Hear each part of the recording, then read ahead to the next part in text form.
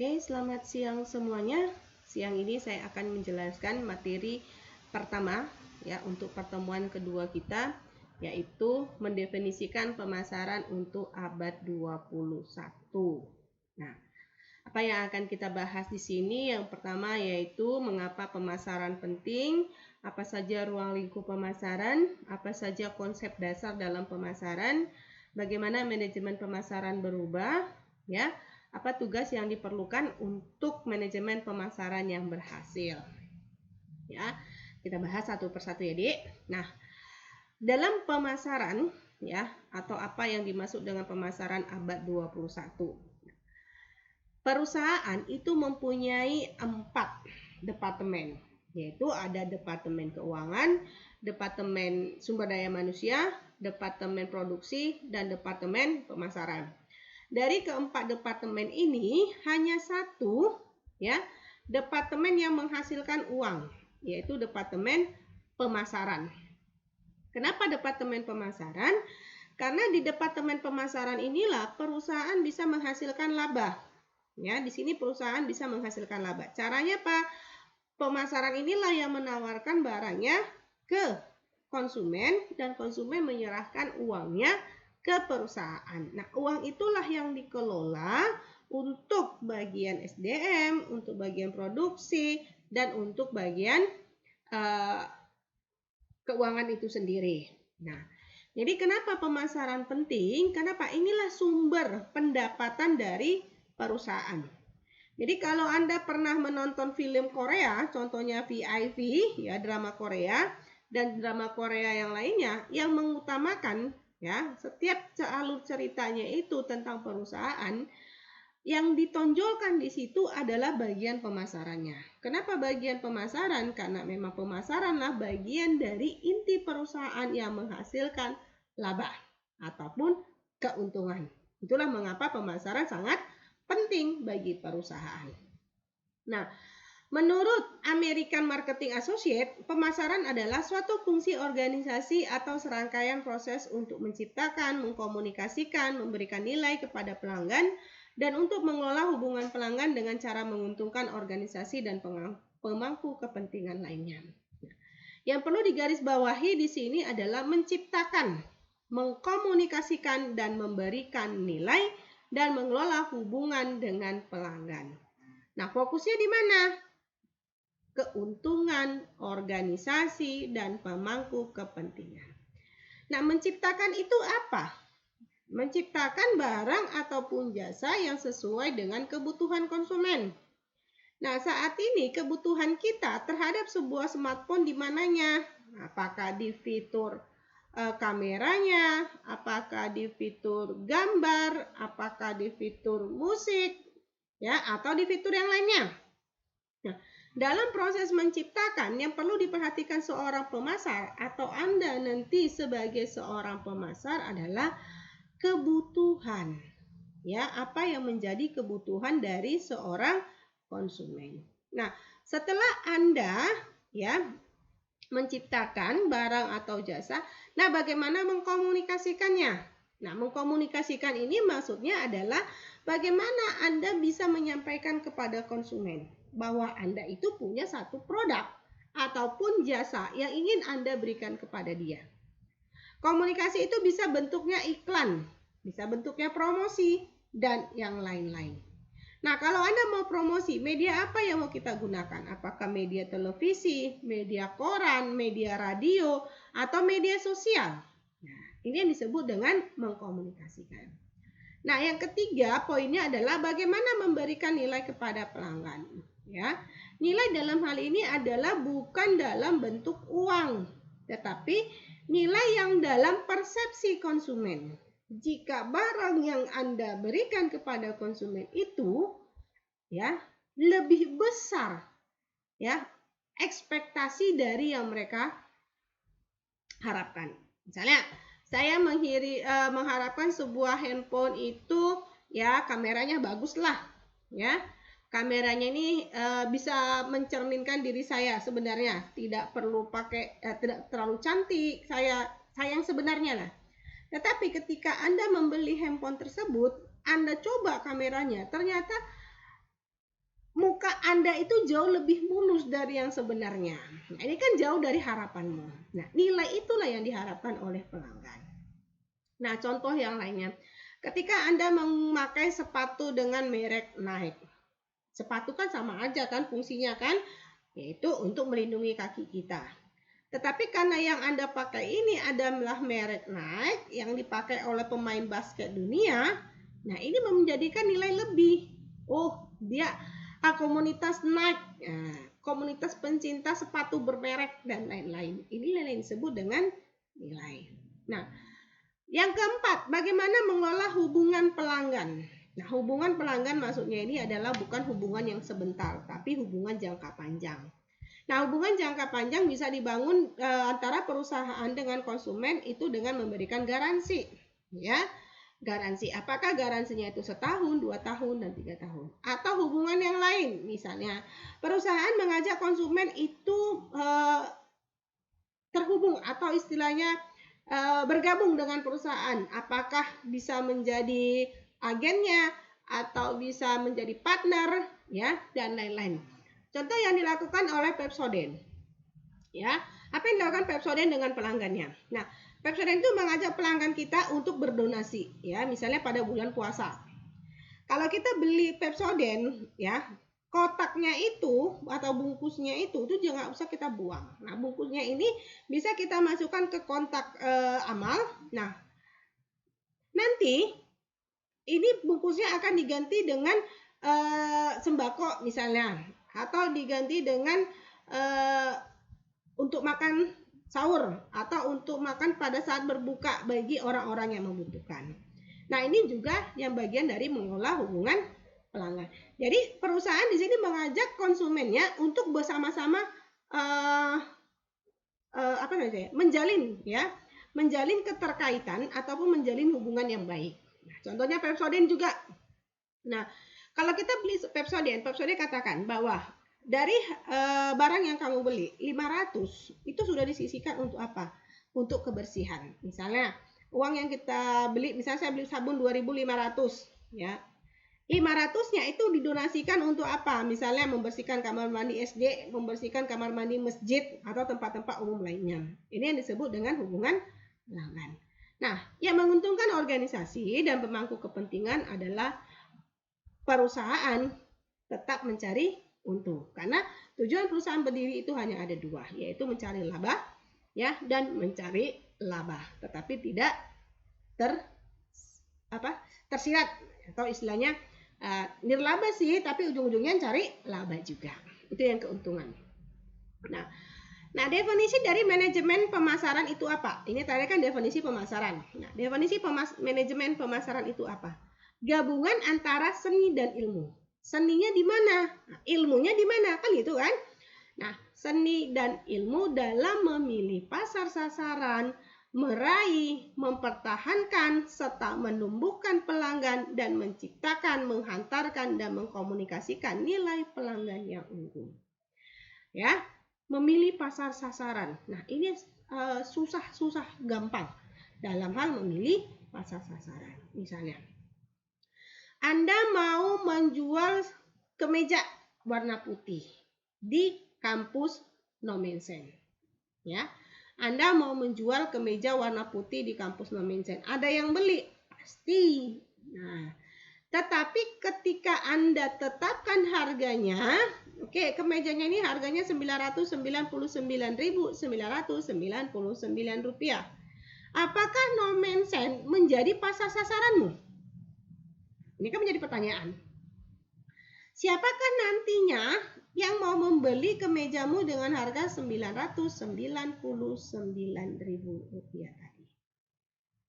Meskipun kemeja putih, ya, kemeja putih, bahwa mahasiswa Nomensen ujian itu pakai kemeja putih. Ini menjadi kebutuhan, kan, di Universitas AKBP Nomensen.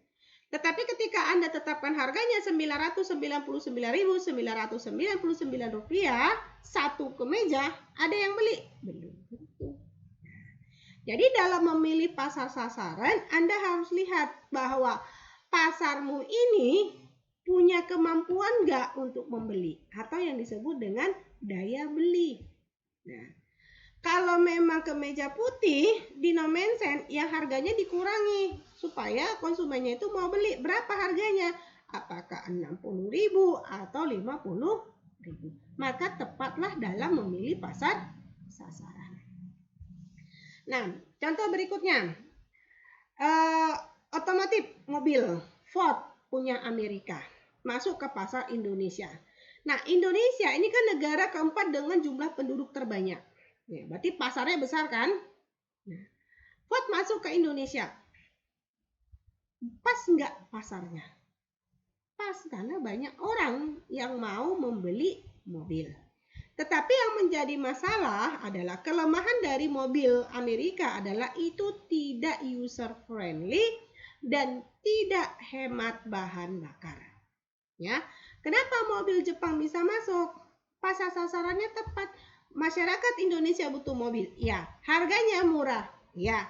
Hemat bahan bakar, ya. Maka Jepang tepat dalam memilih pasaran. Tapi produk Amerika tidak. Oke. Nah, meraih dan mempertahankan. Meraih dalam hal ini adalah mencari pelanggan dalam jumlah yang banyak. Ya, meraih semua aspek. Nah, dulu kita hanya mengenal sabun itu batangan, ya, Lifebuoy batangan. Tetapi sekarang Lifebuoy itu ada yang cair. Nah, Lifebuoy itu dibedakan lagi dalam kategori. Ada Lifebuoy biru, kuning, merah. Nah, ada Lifebuoy kemasan besar, ada Lifebuoy kemasan kecil, dan seterusnya. Tujuannya apa? Nah, kalau Lifebuoy batangan ini untuk mempertahankan konsumen yang lama, yang suka dengan Lifebuoy yang lama, model lama. Nah, Lifebuoy cair ini untuk konsumen yang sekarang, yang suka hal-hal yang sifatnya praktis. Nah, untuk konsumen rumah tangga, dia ciptakan Lifebuoy dalam ukuran besar. Nah, untuk anak kos, ya, atau yang tinggal sendiri, atau yang suka traveling, dia ciptakan Lifebuoy kemasan ekonomis. Maka dia semua mencakup aspek. Dia mengambil, merangkum semua aspek. Apakah konsumen lama, konsumen baru, konsumen besar, konsumen kecil, dan seterusnya. Itu dalam hal meraih. Mempertahankan.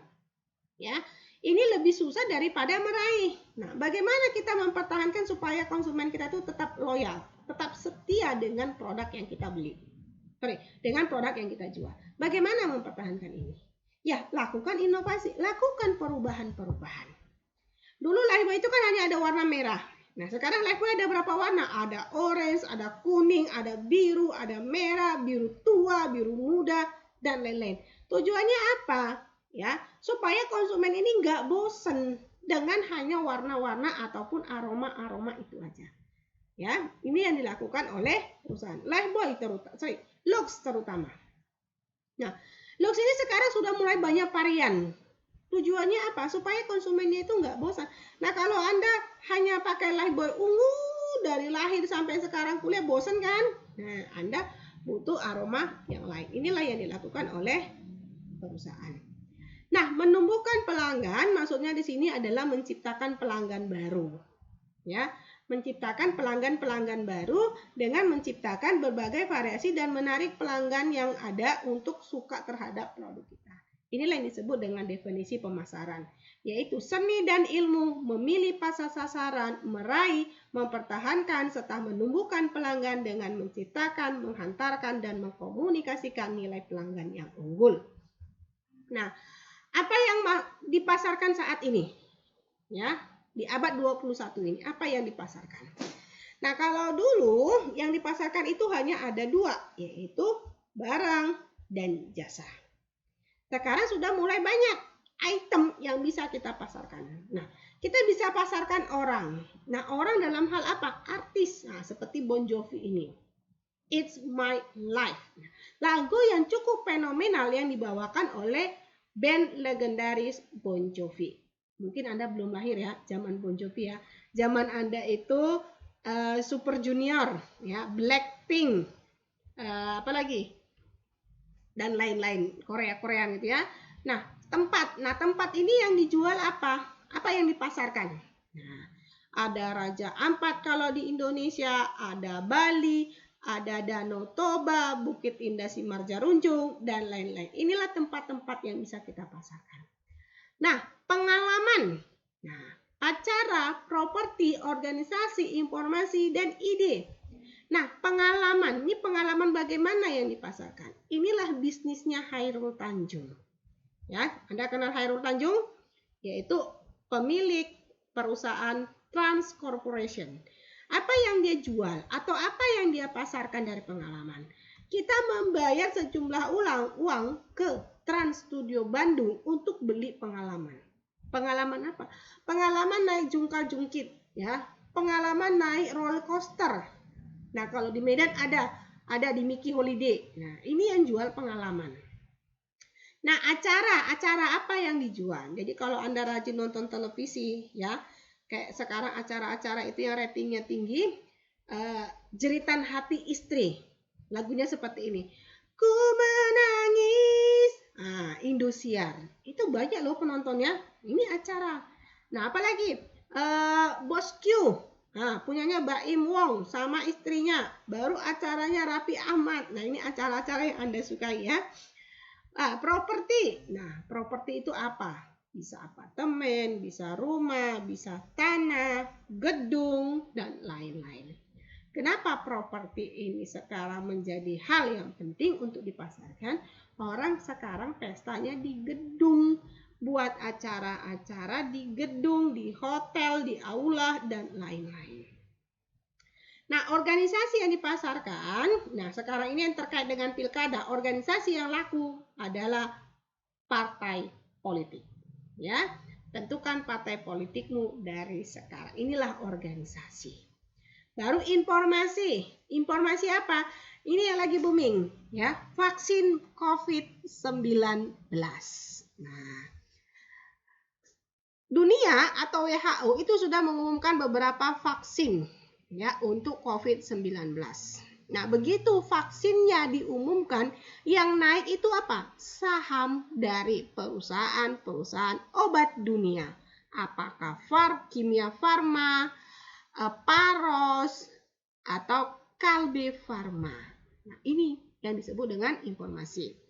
Nah, ide apa yang banyak sekarang dipasarkan yang orang mau beli? Ya, ide yang sekarang lagi viral itu adalah ide dari Universitas Gadjah Mada, yaitu alat pendeteksi COVID. Apakah Anda COVID atau tidak? Itu hanya dengan suara, ya, atau dengan air liur. Tidak perlu di swab yang di gini kan, tidak perlu. Tapi mereka bisa mendeteksi. Ya, namanya Genso. Itu ciptaan dari UGM. Nah, kita masuk. Siapa sih yang bisa memasarkan? Nah, kalau kita lihat gambarnya di sini, ada perawat, ada dokter, mungkin ini sekretaris kali ya. Ini juga mungkin dokter ahli saraf ya, saya juga nggak ngerti. Ada teknisi dan seterusnya. Jadi kalau kita lihat, berarti semua orang bisa dong menjadi pemasar? Bisa. Karena yang kita hadapi, kamu mau nggak ikut aku join di Oriflame? Nggak, aku nggak pinter ngomong, aku nggak pandai cuap-cuap. Nah, tapi kalau kita lihat profesi di sini, semua orang itu bisa menjadi pemasar. Yang menjadi perhatian adalah siapa orang yang perlu kita prospek. Prospek adalah orang yang kita tuju untuk kita tawarkan barang ataupun jasa.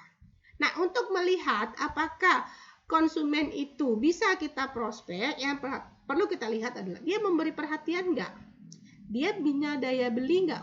Dia punya uang untuk membeli. Yang pertama itu, dia punya uang enggak untuk membeli? Dia mau enggak mendonasikan uangnya? Dan dia punya suara, maksudnya hak untuk memutuskan membeli ataupun tidak. Nah, perhatian maksudnya di sini adalah dia respect, ya. Ketika kita kata, kamu sepertinya butuh sebuah laptop untuk mendukung pekerjaanmu. Nah, ketika kita sarankan demikian, dia kasih respect. Oh ya, laptop yang gimana ya? Karena pekerjaan saya kan ini di luar kota, saya butuh laptop yang kecil, yang mudah saya bawa, dan koneksi internetnya itu cepat. Nah, baru kita lihat dia punya uang nggak untuk membeli. Biasanya kan kalau laptop itu kan harganya mahal ya, dia punya duit nggak? Nah, dia mau nggak menyisihkan uangnya untuk membeli. Ada orang yang punya duit tapi nggak mau beli, pelit. Nah, dia mau nggak mendonasikan uangnya. Dan dia punya hak untuk memutuskan membeli atau tidak. Ada orang yang punya duit, ya, dia mau membeli, tapi keputusan di mana? Di istrinya. Nah, ini yang kacau. Nantilah aku tanya dulu biniku ya, mau nggak beli? Nah, ini yang susah. Nah, inilah yang harus benar-benar diperhatikan. Oke, sekali lagi, semua orang bisa menjadi tenaga pemasar. Yang perlu diperhatikan siapa yang kita prospek. Nah, orang yang kita prospek itu harus mempunyai perhatian, kemampuan dalam membeli, merelakan uangnya untuk membeli, dan punya suara pengambil keputusan. Nah, yang berikutnya. Ada beberapa pasar yang perlu kita perhatikan, yaitu pasar global, pasar bisnis, pasar konsumen, dan pasar pemerintah.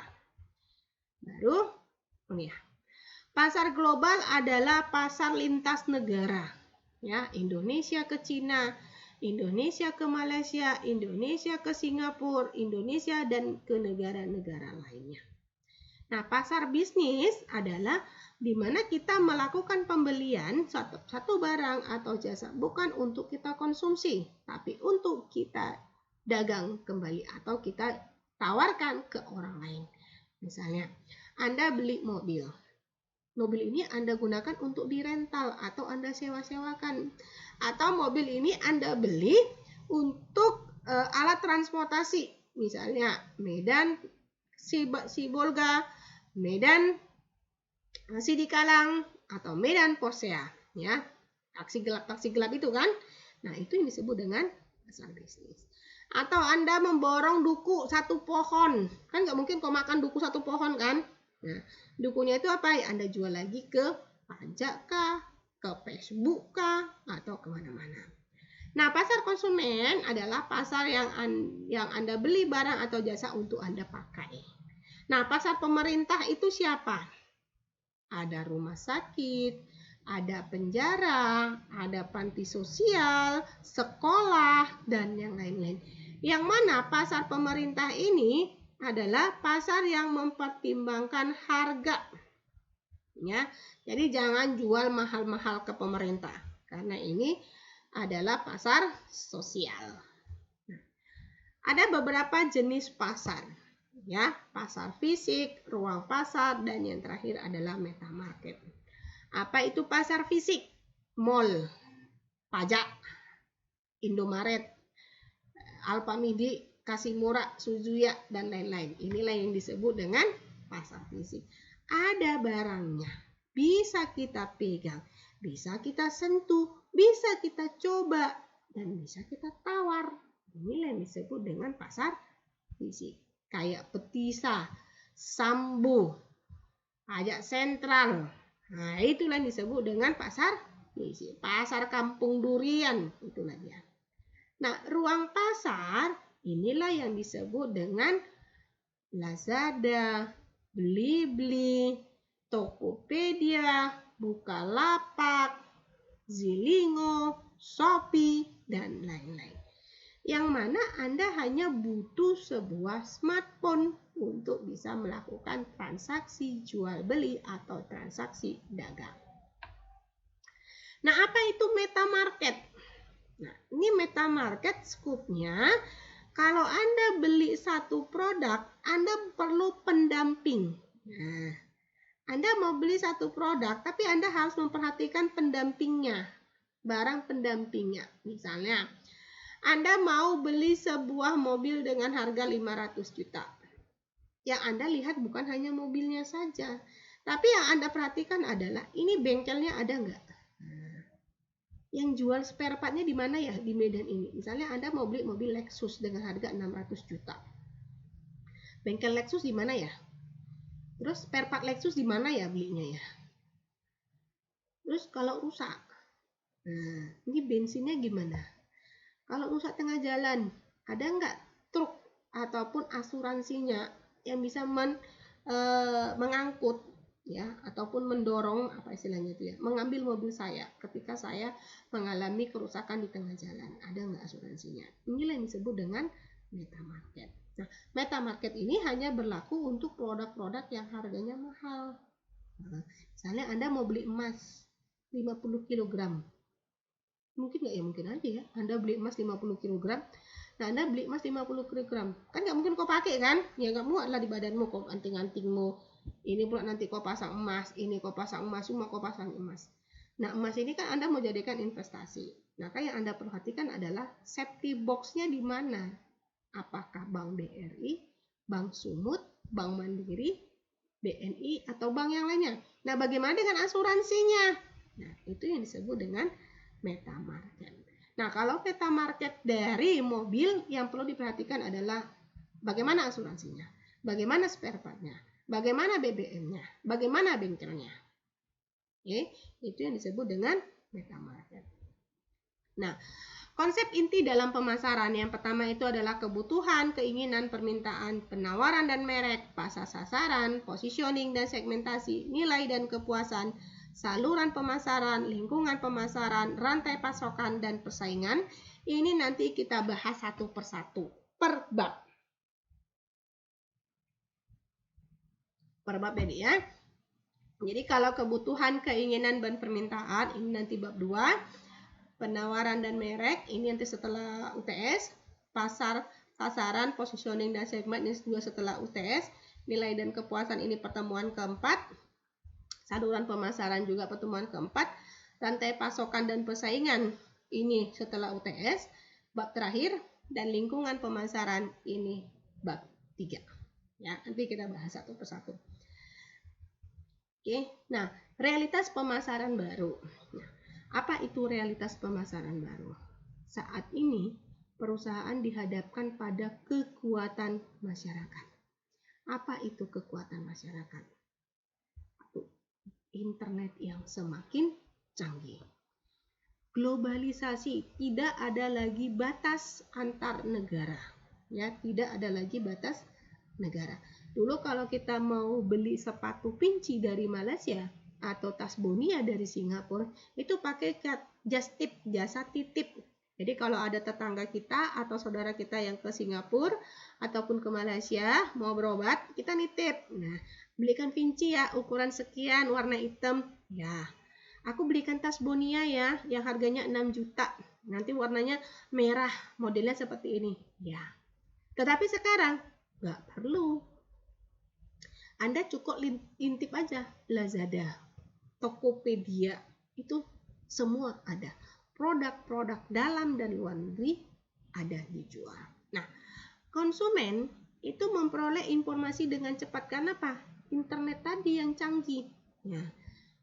Kan internetmu canggih kan? Sekarang sudah 4,5 G. Nah, bentar lagi masuki 5G, koneksi internet yang semakin cepat. Ini yang menyebabkan Anda mudah untuk mencari informasi. Cukup tanya Google. Google, apa jawabannya ini? Google, apa yang dimaksud dengan ini? Maka Tuhan kedua adalah Google. Dan persaingan yang semakin banyak, ya. Banyak orang yang mulai terjun ya untuk satu industri. Nah, dengan adanya kekuatan ini merujuk pada satu kemampuan. Ya, kemampuannya Pak, mengumpulkan informasi yang lebih cepat, ya, membangun komunikasi dan banyaknya barang atau jasa yang tersedia sehingga memudahkan kita untuk memilih barang ataupun jasa yang kita inginkan. Nah, menjadi pertanyaan dalam pemasaran, siapakah yang bertanggung jawab terhadap pemasaran? Selama ini yang bertanggung jawab itu kan hanya orang-orang yang ada di departemen pemasaran. Oh, kenapa produk ini nggak laku? Oh, itu kerjaan orang penjualan. Mereka malas kerja. Kami kan orang SDM. Ya, kami nggak urusan kami tuh. Oh, nggak urusan kami bagian produksi. Kami hanya memproduksi barang. Itu kerjaan bagian pemasaran. Itu zaman dulu. Ya, zamannya Ken Dedes. Zaman Mojopahit sama Gajah Mada. Sekarang, ya, siapa yang bertanggung jawab terhadap pemasaran di abad 21? Jawabannya kamu, Anda, kalian, dan kita semua. Ya, siapakah yang bertanggung jawab terhadap jelek dan baiknya kampus no mention. Tanggung jawab dosen kah? Bukan. Tanggung jawab yayasan kah? Bukan. Tanggung jawab rektorat kah? Bukan. Tanggung jawab mahasiswa? Bukan. Tapi tanggung jawab siapa? Pihak-pihak yang ada di Universitas HKBP Nomensen. Mulai dari cleaning service, satpam, pegawai, dosen, rektorat, yayasan, dan mahasiswa. Dan juga masyarakat di sekitar Nomensen. Oke, sekali lagi siapa yang bertanggung jawab? Semua orang. Jadi kalau ditanya orang, siapakah yang bertanggung jawab terhadap pemasaran? Semua orang yang ada di perusahaan. Mulai dari customer service, satpam, cleaning service, karyawan biasa, sampai direktur utama bertanggung jawab terhadap pemasaran. Oke, ya. Nah, orientasi perusahaan terhadap pasar ini dilihat dari beberapa konsep pemasaran. Ya, yang pertama diawali dari konsep produksi. Apa itu konsep produksi? Yaitu pada saat konsep produksi, sistem pemasarannya ya masih sama.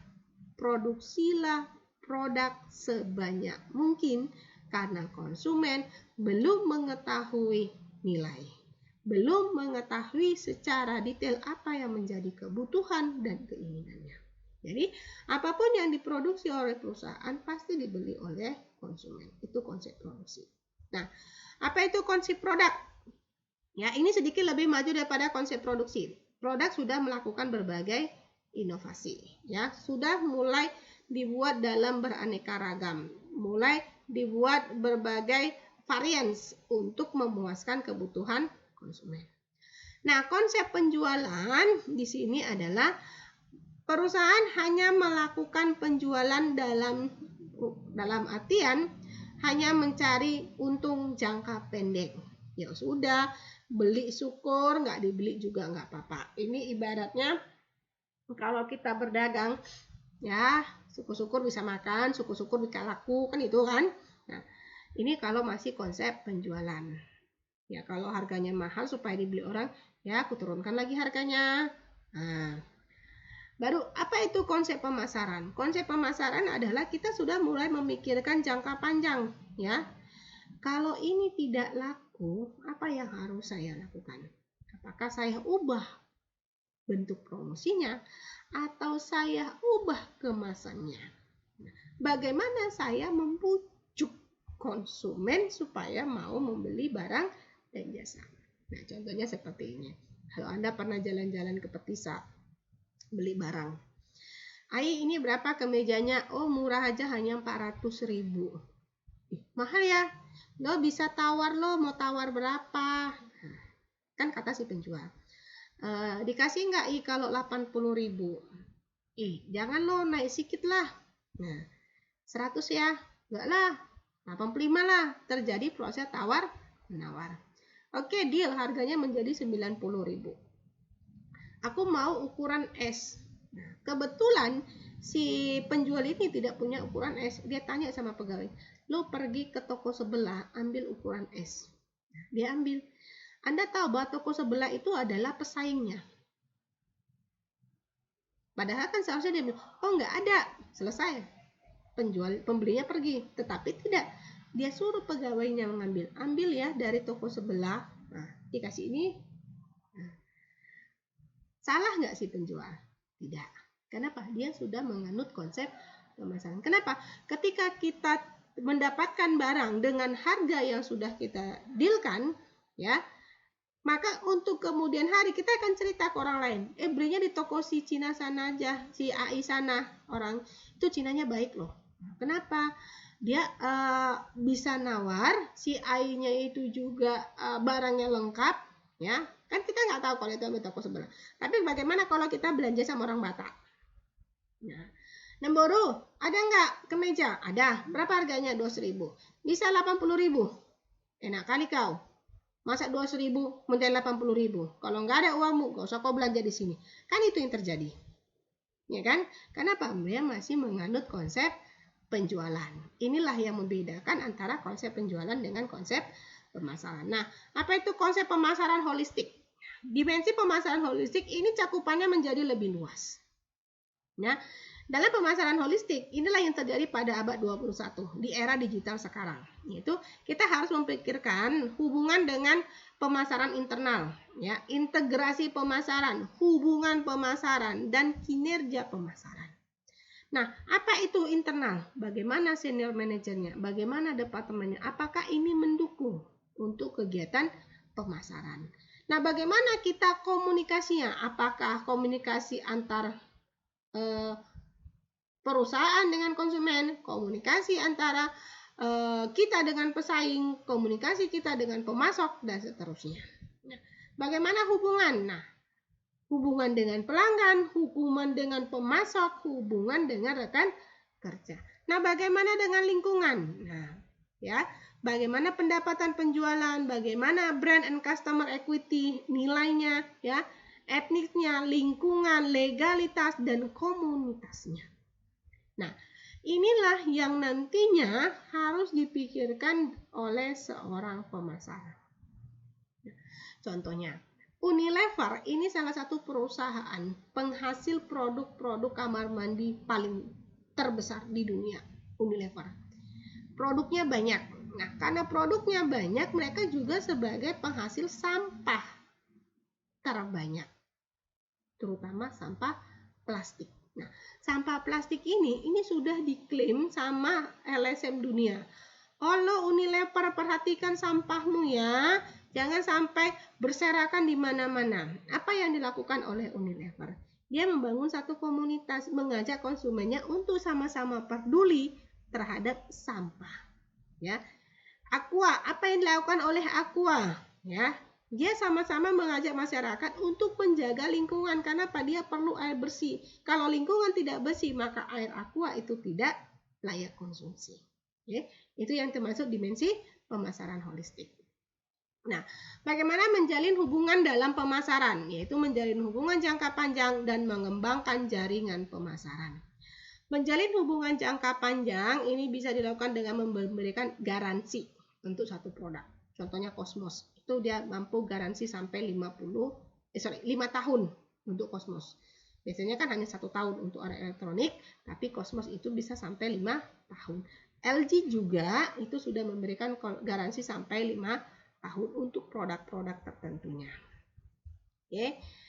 Baru mengembangkan jaringan pemasaran. Maksudnya di sini adalah bagaimana kita membangun orang-orang ya atau lingkungan di sekitar kita sebanyak mungkin semoga menjadi partner.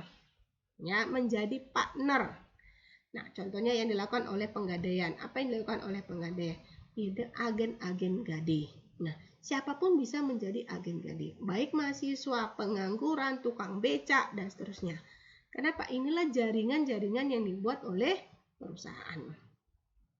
Ingat ya, nanti kita akan ada seminar sama Penggadaian mengenai produk-produk Penggadaian apa saja. Bagaimana agen pemasaran ataupun bagaimana Penggadaian membangun jaringan pemasarannya. Oke. Ini tadi bagian apa ya? Bagian dari pemasaran holistik. Nah, apa saja tugas dari manajemen pemasaran?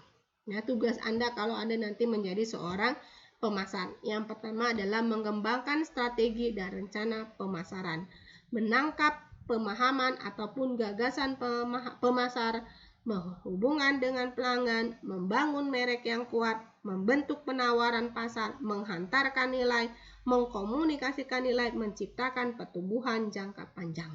Dan ini semua nanti juga akan kita bahas dalam bab per bab.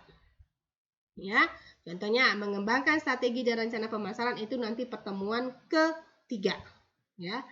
Dan ini akan Anda perdalam lagi untuk mata kuliah manajemen strategik dan perdagangan luar negeri. Oke. Menangkap pemahaman ataupun gagasan pemasaran. Nah, di masa pandemik ini, apa kira-kira gagasan pemasaran yang menarik, yang bisa diterima oleh semua orang dan tetap berlaku ketika pandemik telah selesai? Inilah yang harus dilakukan oleh seorang pemasar. Oke. Baru yang berikutnya, bagaimana menjalin hubungan dengan pelanggan, bukan hanya dengan garansi. Ada nggak teknik lain, metode lain, ya, selain dengan memberikan garansi? Ada. Apa? Memberikan kartu anggota atau member, ya. Indomaret punya member atau kartu anggota? Punya. Alfamidi punya kartu anggota? Punya. Hampir semua supermarket dan minimarket itu membangun hubungan pelanggannya dengan memberikan kartu pelanggan. Nah, bagaimana membangun merek? Nah, membangun merek ini ya perlu waktu yang lama. Nah, kalau merekmu sudah kuat, maka Anda bisa menjadi pemimpin pasar. Kalau merekmu masih lemah, Anda hanya bisa menjadi follower ataupun pengikut pasar.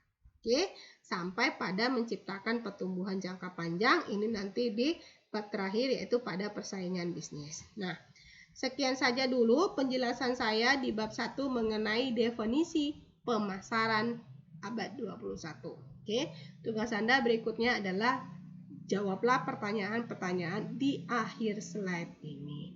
Oke, selamat siang.